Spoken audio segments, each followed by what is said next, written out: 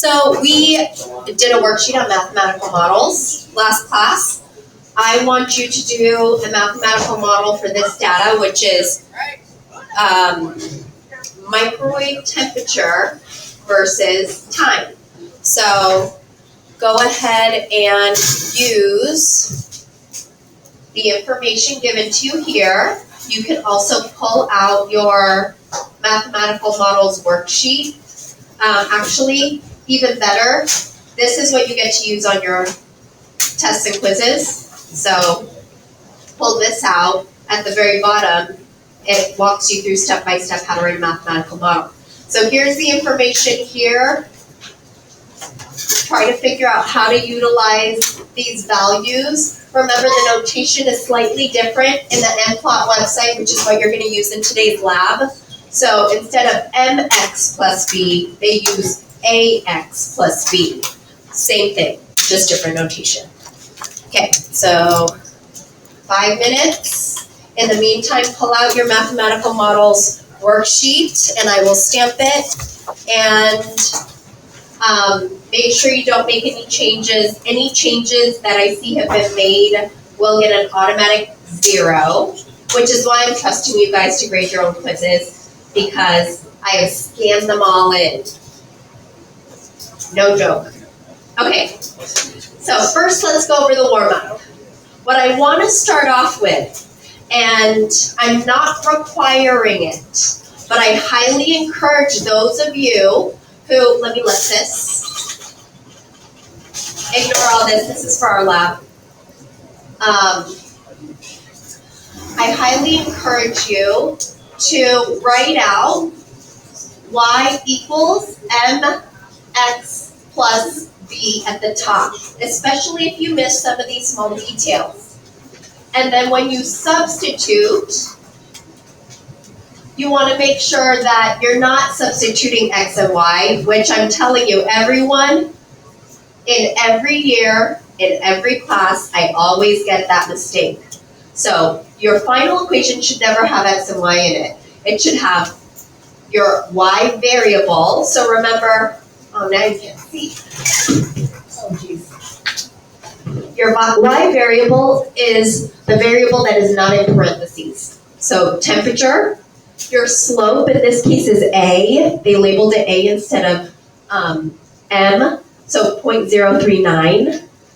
The x variable, I feel like a juggler right now. Your x variable is time, and then your y-intercept is 22.6%. Sorry, degrees, not percent, degrees. And then one thing that a lot of students miss, and I'm really, really happy that you didn't miss this, is units for your number values. Your number values always have to have units, and if you look on your physics helper, it lays it out in the boxed portion right in the middle. It says your final model should include units on your slope and y-intercept, not on your x and your y variable. So temp over time. Any issues, Diego? Celsius over time.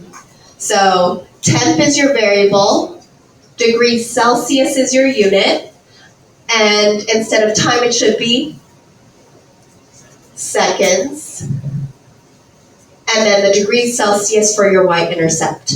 How do you find the unit is a big question a lot of students ask me, and all you have to do is your slope is rise over run. Or if you use the equation y2 minus y1 over x2 minus x1.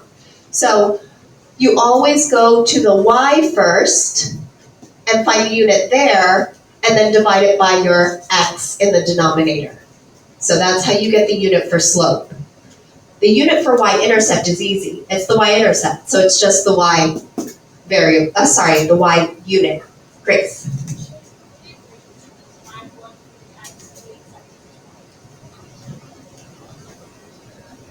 The time here? Yeah. So really good question. When we are talking about the y and the x, you want the variable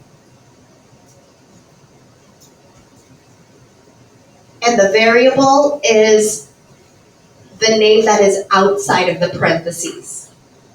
So don't get those mixed up. A lot of students do. This is correct. It should be time and it should be temperature. The reason why we do that is because if we were to substitute time in here, if we were to substitute, let's say, Celsius equals 0.039 seconds, you don't know what Celsius is measuring, you don't know what the seconds is measuring. It's especially difficult if we have a distance, like a unit in meters. Meters could be measuring the height of a person, it could be measuring the length between LA and San Jose. So you really want to be specific about what you're actually measuring. We're measuring, well, we didn't specify, but it's microwave temperature and then time. So, any other questions? Last thing is the 5% rule. I don't want you to just look at it and say, oh, that's obvious, we need to keep the y-intercept. I am going to grade you for the 5% work. So this one's already positive. If I had a negative here, would I automatically drop it because negative is less than 5%? Yeah? What do you think? Connor, did you have a comment or are you just stretching? Should I just drop it if I had a negative y-intercept? Look at your physics helper. Your physics helper actually has absolute values, and so you actually want to look at the number value rather than the sign. It's already positive, but this is a common mistake students make if they see a negative y-intercept, is they just drop it. You have to look at the value, the absolute value. So obviously, 22.6 over 24.5, that's a big percentage. You're going to multiply by 100 to get that percent, and it's 97.2%, so we're obviously going to keep it. Anything that is smaller than 5% is probably so close to zero that it's insignificant, and we can call it negligible, meaning drop it. Any questions? The details that I'm going to be looking for are the appropriate x and y variables, the slope and y-intercept with the units. So you need to know what is a unit and what is a variable. And then last but not least, your 5% rule, whether you keep it or you drop it. Every new unit, so if you look up here, let me just pull out my laser pointer. Okay. So if you look up here, this is your role based on color. Anyone who is yellow, you have a big job today. And your facilitator or director will be there to help you. If you don't have a technician in your group, then your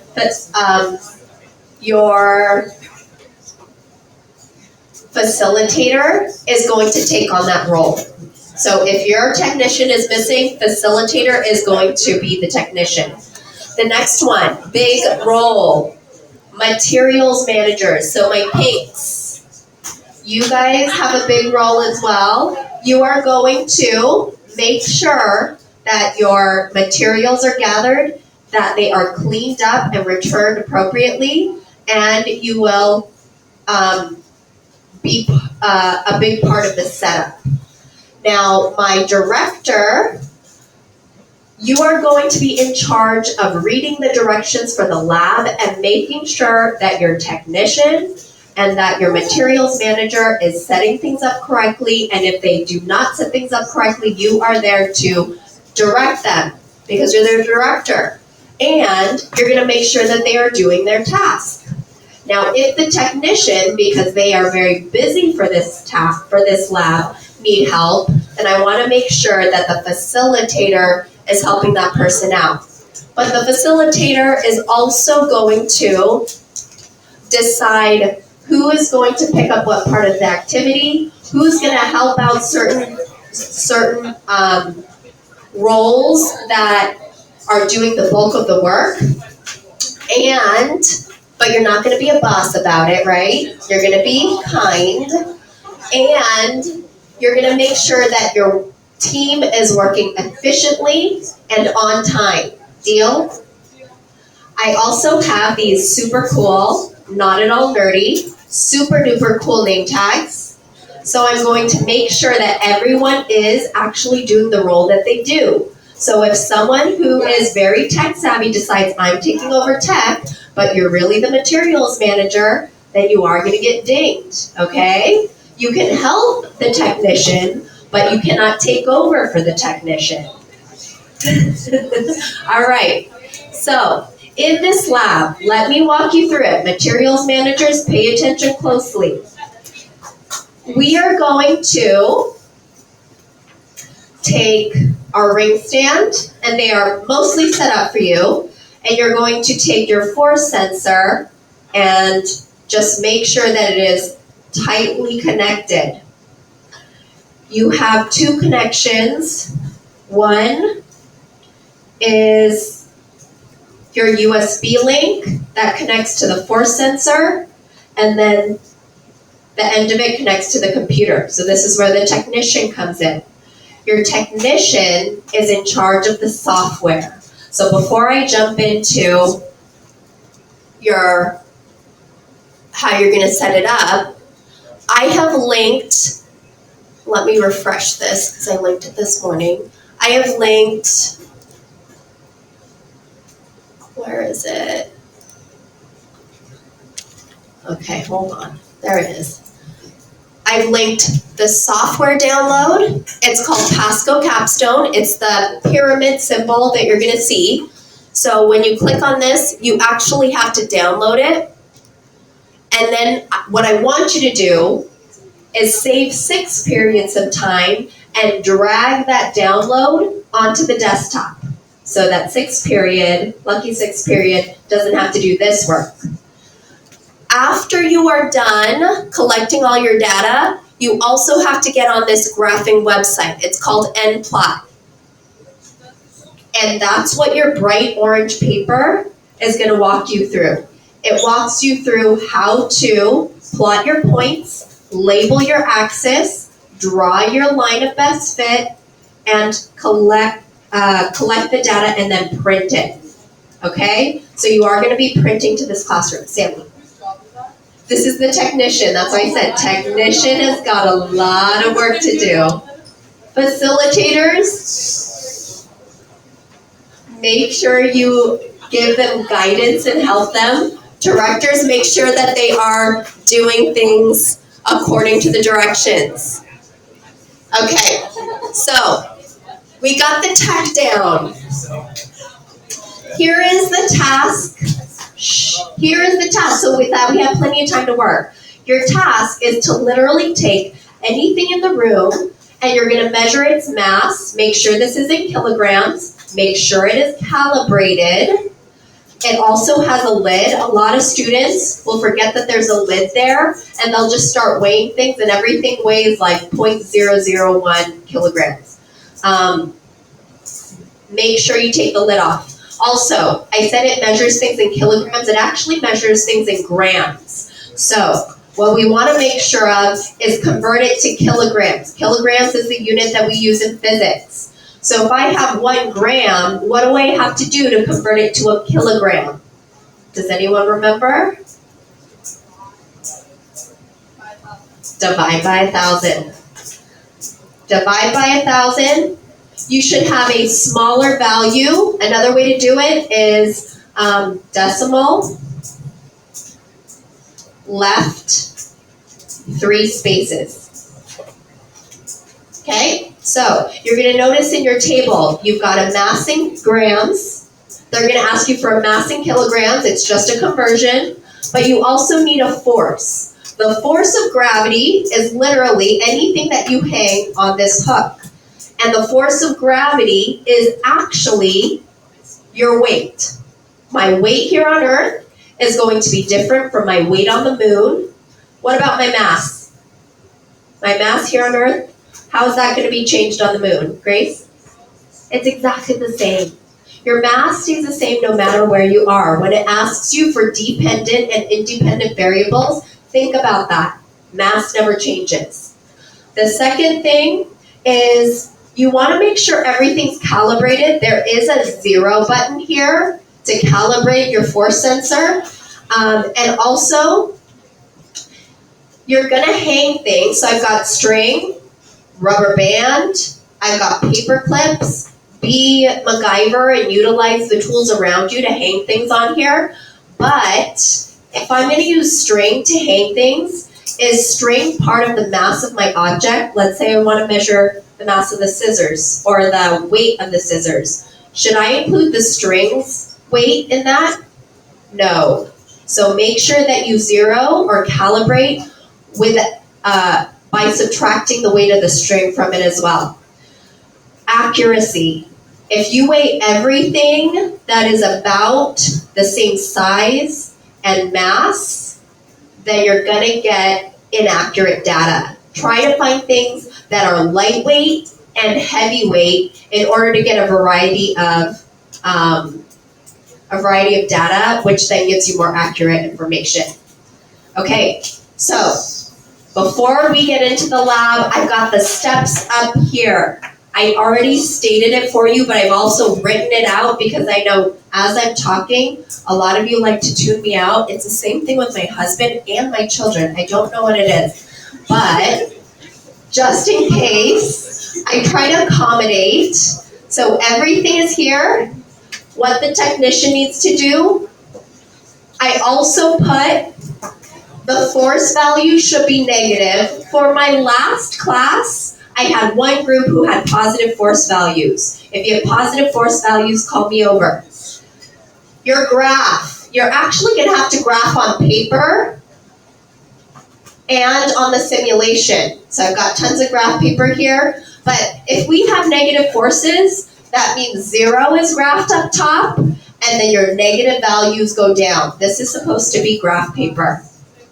I know it doesn't look like it. And then you're going to eyeball your line of best fit, which means that you're going to take a ruler and draw this line as close to your dots as possible. And then you're going to choose 2 points that are on the line of best fit, not 2 points that are on your data, to find the slope. Y2 minus Y1 over X2 minus X1, or rise over 1. And then the last part, it's going to ask for every statement. I put the setup of how to write a for every statement down here.